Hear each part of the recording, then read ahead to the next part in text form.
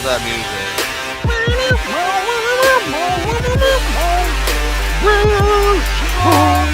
That's right. You are listening to I would say, no, I'm just going to say number one Talking Thrones show on the internet, on the number one movie podcast on the internet, and that is the Real Sharks podcast, Game of Thrones, House of the Dragon breakdowns. We are breaking down all of the whole season of House of the Dragon, and we're going to be doing episode 6, The Princess and the Queens, today. We're also going to have at the end of the show rate the last 2 episodes because we didn't get a chance to rate them actually. So we're going to go ahead and rate the last 2 ones, including this one. So it's going to be a 3 rating episode here. So forgive us on that. We just we're watching them at face value. So let's go ahead and start off with this one. Actually, let's go ahead and start with the feelings of this one. Steve, what did you think about this first episode with the reintroduction of the new cast? I didn't mind it too much. I felt like they kind of it's what it seems like, and the directors and writers said this. It felt like a pilot again. It felt like a new beginning for a lot of what's going on. Because there's a lot of new characters coming in. But it felt great. It felt right to me. It didn't miss a beat. You know what I mean? The writing was still there. I did have some what moments towards right of it, but it was all right. Pretty solid. I thought it was interesting because you are absolutely right. It was like a new cast, but it's funny because in this one I felt it was a little bit more closer to the characters of the book.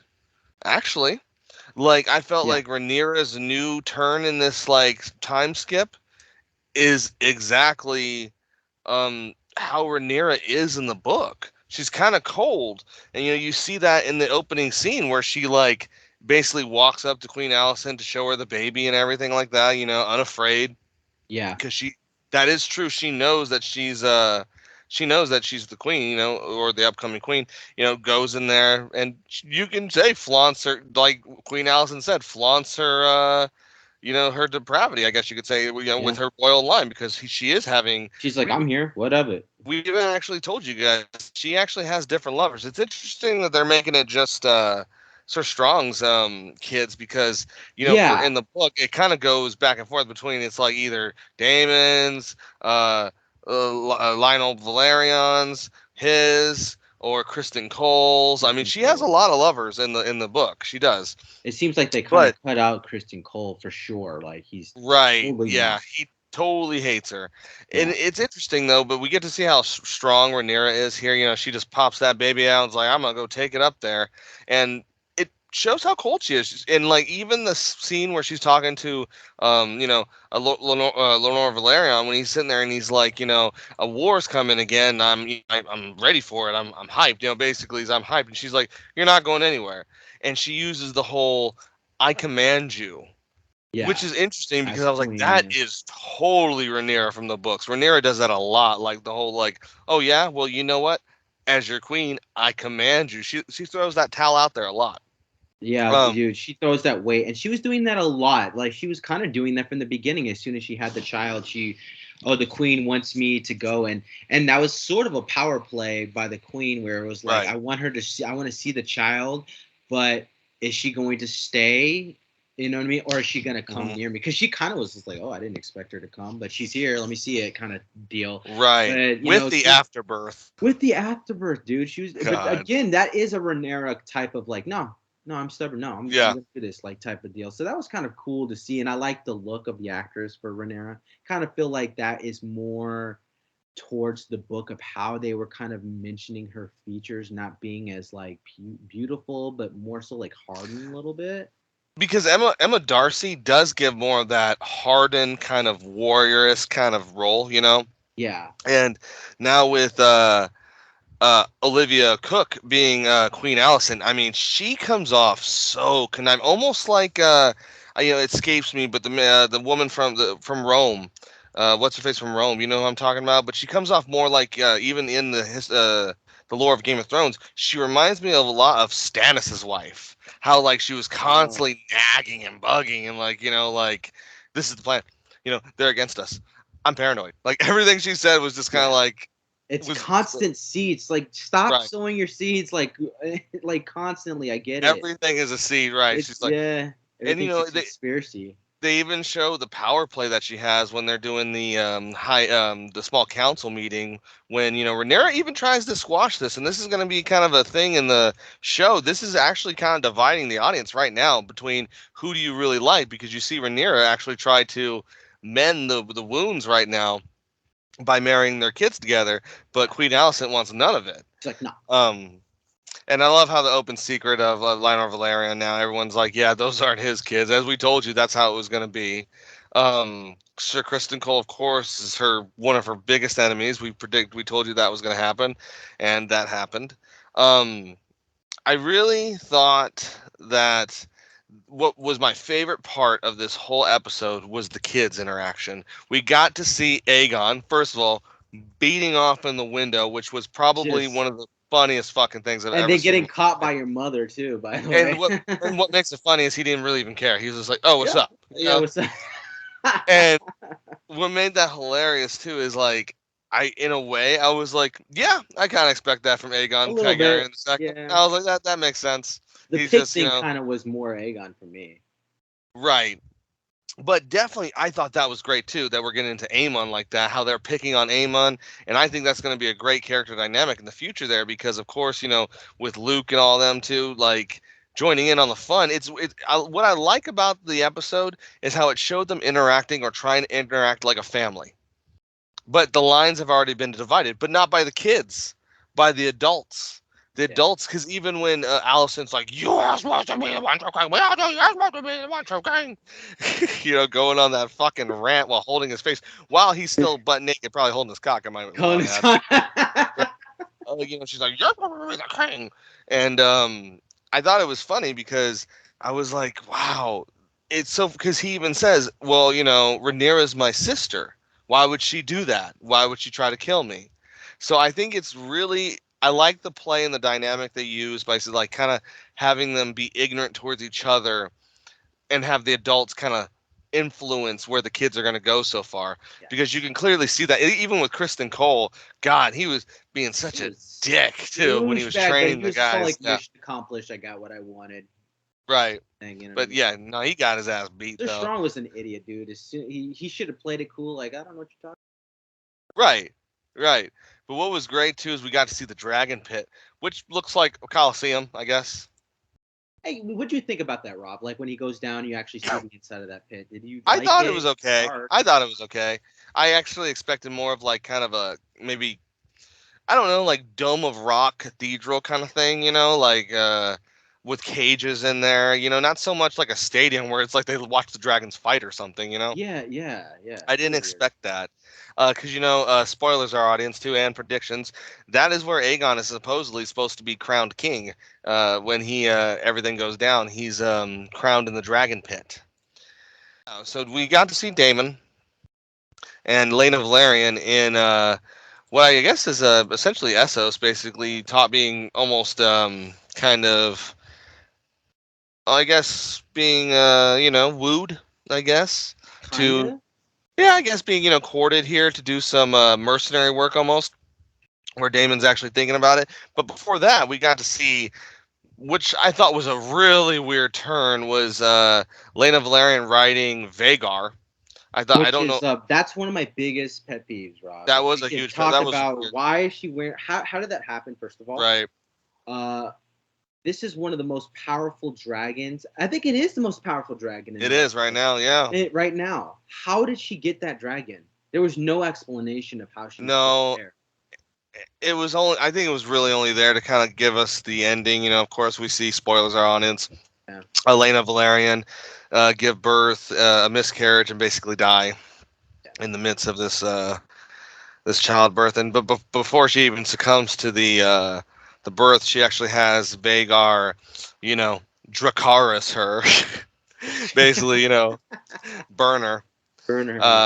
Yeah. It's either that or get cut open, Because she wanted to die a dragon rider's death. She said that explicitly.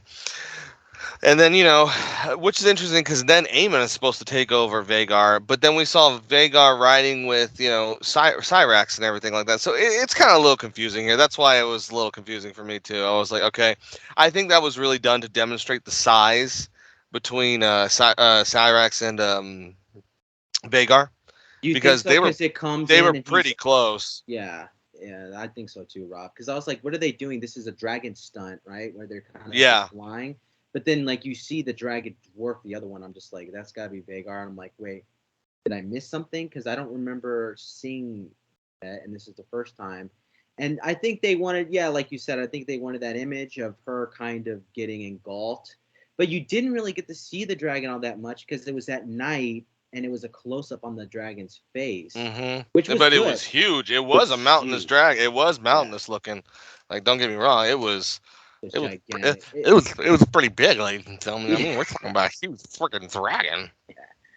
Yeah. And Caraxes Caraxes grown. Caraxes did grow. So that was interesting.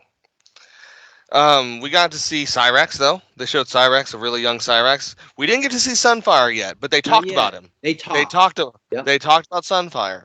And it's interesting because Sunfire, our audience, is supposedly the most beautiful dragon in all of Game of Thrones that has ever existed. Has ever seen. Yeah. So I wonder how they're going to do it. I hope they don't do anything shimmering with the dragon, but they're gonna have to because he's the gold dragon, man. I mean, they're like his sigil. Spoilers, our audience. Daemon, Aegon, second of his name, King of the Andals, the first man, Lord of the Rhaenyra. You know what I mean. You get titles. He will actually use the gold dragon instead of the red dragon as his sigil in the name of Sunfire because that's his mount. But I really did enjoy again, I want to hop back to this. I love the Aemon because Aemon was the character I was a little worried about because he's kind of a Darth Vader-ish kind of character, and I was always wondering like, how is this show gonna kind of make you feel kind of any kind of sympathy for him because he is a guy that loses his eye, and at first you're like, wow, I feel bad for him, but when the war starts, you're like, whoa, he's a fucking psychopath. Yeah, no, you don't feel bad for him at all, and I think they're kind of just doing it now, right? They're just like, you don't really care. Well, they kind of made you feel a little bad for him with the whole, the pink dread when he was Aegon and all them gave him a pig to ride. Yeah, which was hilarious because his mom's like, "How dare you do that? Give your brother a pig to ride? We're supposed to watch each other." And he's like, "Because it was funny." Yeah, it's funny. It was a joke, and she was just. But again, she's like super on edge. And it's funny because this is a 10-year, time skip, and we've talked about this on the show so much. This is only episode 6, and I said time gaps are probably going to be their biggest issue. And it just seems like it's so interesting that has she been this crazy for 10 years, just in her children's face after everything. Oh, you can't do. You're going to be the king. It's like, okay, all right. Right. It really does make you wonder, what's really going on. Yeah. With all that, and then we got to see. I think the most interesting relationship right now that's going on, of course, is I think Viserys and Alicent's is actually the most interesting because I love how basically now we moved to an episode where we went from an episode where everyone was disrespecting him to now everyone's literally kind of like, yeah, get over there and just die. Like everyone's just like, let me put you in. He like even with like Alicent's like he's like, I don't need the blanket. She just puts it on him anyway. And he's like, the hands here to see you. Like the king doesn't want me bothered.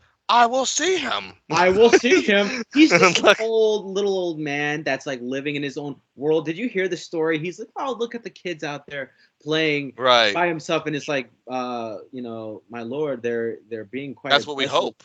That's what we hope. Yeah. And then, like he says something like he gives some story. I forget what it is. It's like about some horse. You know what I mean? Like screwing another horse, and he's like, that's why these kids will be a king one day, and the guy's just like, what said that? Yeah, he's losing his mind. Yeah, he is. He's getting close. He's getting close to that. I think we're definitely, as we said, we're gonna see probably the end. Last episode's gonna be the king dies, and then we have a we're gonna see the start of the war be the beginning of the next season. Yeah, I think so. We're heading there. But how do you feel about that? Just on Viserys' last note, him being so like the last episode you saw was him passing out, and now he's looking Yeah. like the Crypt Keeper pretty much. He's like, yeah, he is. He is looking like Tales from the Crypt, like, yeah, the laugh every time he comes in.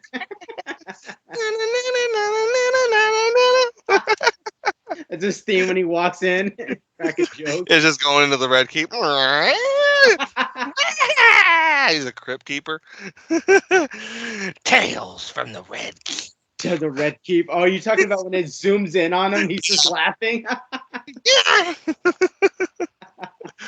But seriously, talking about the Crypt Keeper. I so far I like it. I think the show is really good still. I think the writers have done a fabulous job. Again, Steve, we didn't see anything about the prophecy, and again, it seems like every time we do hear about it, it is so forced into the story. I keep having people come up to me and going, "Yo, Rob, why is the show so good?" And I'm like, "'Cause it's actually off the book right now. It's actually more off the book." And do they do Brooklyn accents at me? Maybe. Yo, Rob, what about that? Yo, Rob, or they talk like they're from Boston like that, and they go, Rob, why is the show so good? But there are some interesting things that I will say that are a little weird. As they kept some of the actors. You know what I mean? So Kristen Cole, he's still the same guy.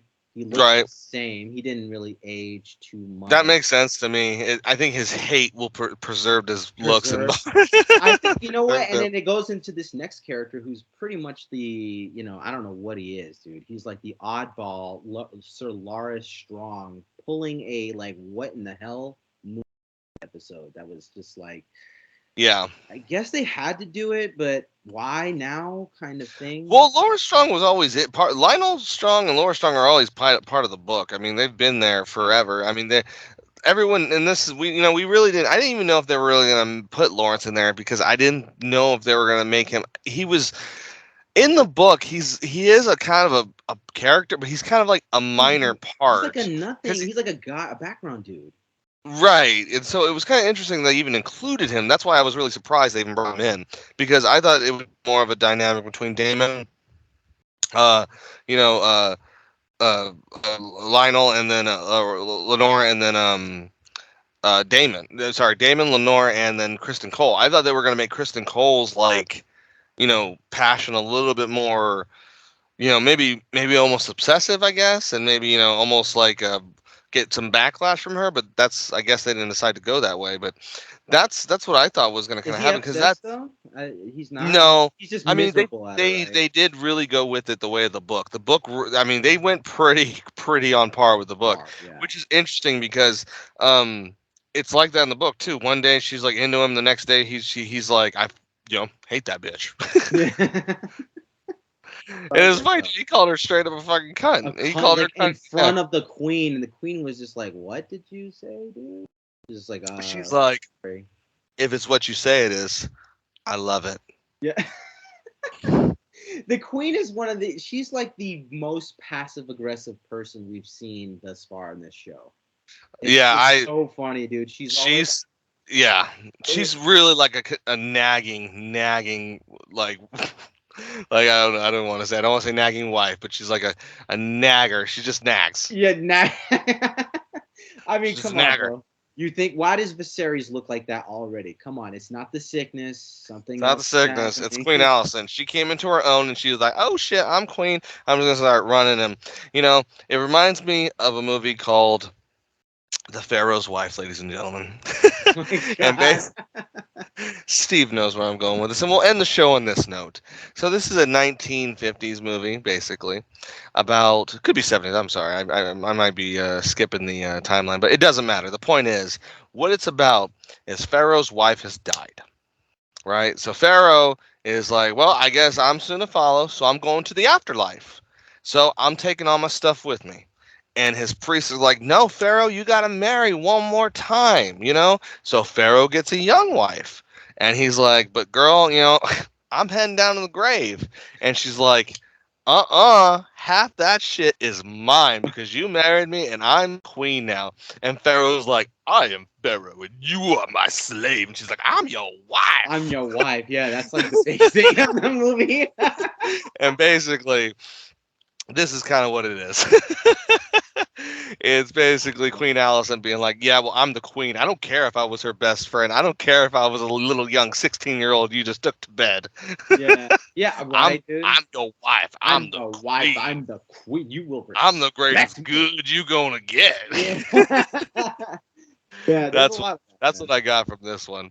But before we go, I want to go ahead and rate the last couple episodes. So, King of the Narrow Sea. Overall, I gave that episode a 9.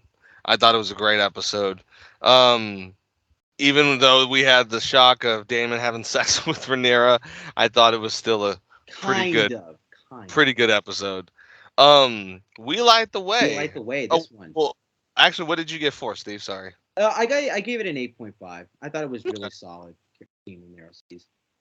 We Light the Way. I actually gave an 8. I thought it was okay. I thought it was still good, but there were some really good moments in it. But I liked it though overall. Wedding was the downer, but I gave it an 8 as well. Solid episode, especially for the younger cast members. Yeah, and being their last episode. Now, The Princess and the Queens. This episode, I'm going to actually give kind of a low rating. I'm actually going to give it kind of a 7.9. And not because it was bad. It was more or less because I have to get used to some of these characters again and see where they're going with them. Because the dynamics of the characters have already changed. And I know I said in the earlier earlier in this episode that that's a good thing because they're more closer to how they were in the book, except for Alicent, which is like a complete, more like evolved version of this character, which is actually pretty good. That's good, yeah. Because you hate her, you hate her guts. You know you do, our audience. I hate her guts. I was watching, and I was like, Jesus. But you also hate Rhaenyra too, though, bro. Like I don't, but Rhaenyra again, and it's just like I told you, Steve. They are really positioning now with this new Rhaenyra, the more or less the idea of, as Luke was talking about, is it's my right. And as I said too, when I read the book, when you read The Dance of Dragons, you're not necessarily on Daemon. You're not necessarily on Rhaenyra's or Queen Alicent's side. You're more or less like they're both bad in their own right. You basically have to choose, and they're making the audience right now choose between the two of them and it's not about whether Alicent's right. It's Rhaenyra's right, and that's why you kind of like for the most part, like I cheered for Rhaenyra reading the book. I was like, it's her right. It was her right to rule. But on the flip side, it didn't make her a good person. But that's Game of Thrones, though. There's never really going to be. Game of Thrones, baby. Yeah, just like in the first season, it's like, what is your duty to the crown, or your duty, pretty much? Are you going to be like on Rhaenyra, who's just like, yeah, it's her right, the crown, respect that. You know what I mean? She's doing some questionable things, totally not hiding that. Yeah, these 3 children. Which I don't know if you like that either, Rob. Or I'm like, all 3 of them are Strong's kids, and they're like, no, actually, I'm glad you brought that up. I actually didn't like that. Like I told you, I thought it was gonna be like it'd be a mix of Daemon's, Lenore's. Like I thought he would at least have one kid with her out of just duty. No, dude, just out of duty. All 3 of them. And that to me was a little weird.